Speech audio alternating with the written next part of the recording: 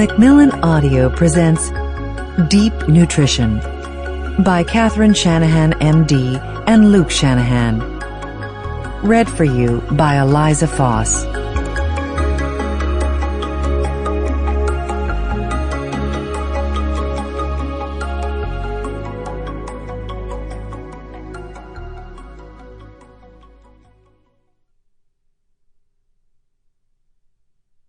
Author's Note.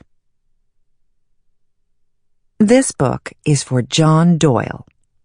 Soon after John retired, he and his wife relocated from Ohio to Clear Lake, north of Napa County, California.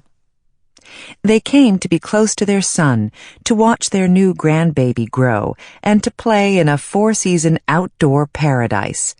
But weeks after relocating, John picked up his 2-year-old granddaughter and felt a searing pain shooting through his back.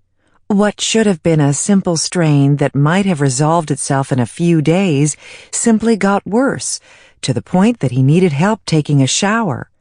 A stoic man, he endured the pain for 2 weeks before going to see his doctor. An X-ray showed a funny shadow, and the follow-up MRI identified a benign mass growing around his nerve that his doctors thought might be contributing to the pain. He counted himself lucky that the tumor was caught before it became inoperable.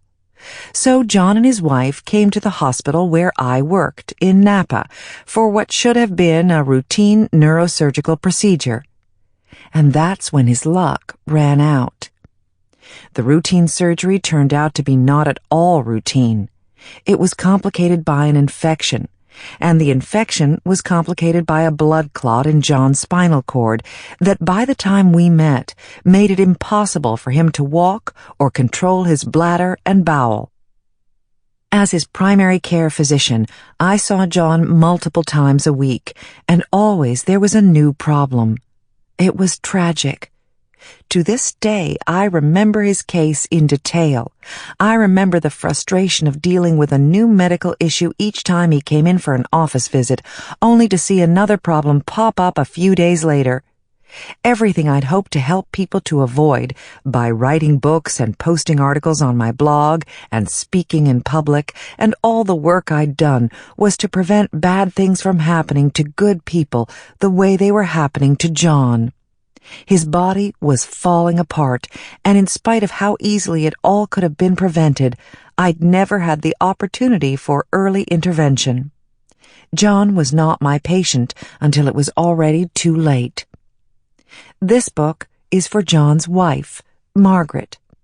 6 months after we met, John Doyle was dead. His infection never cleared, and he developed another clot that stopped his heart. After her husband of almost 50 years passed, the RV Margaret and John were going to travel in together became difficult to manage, and aside from her son and grandchild, she didn't know anyone in Clear Lake. She relocated to a retirement community in Napa, where I continued to treat her for insomnia, depression, and anxiety. Unlike John, she'd always tried to eat right, so aside from stress-induced conditions, she was in good shape. Unfortunately, their son followed John's eating habits more than Margaret's, giving low priority to healthy eating and unknowingly putting his offspring at risk. This book is for John's young granddaughter, Kayla.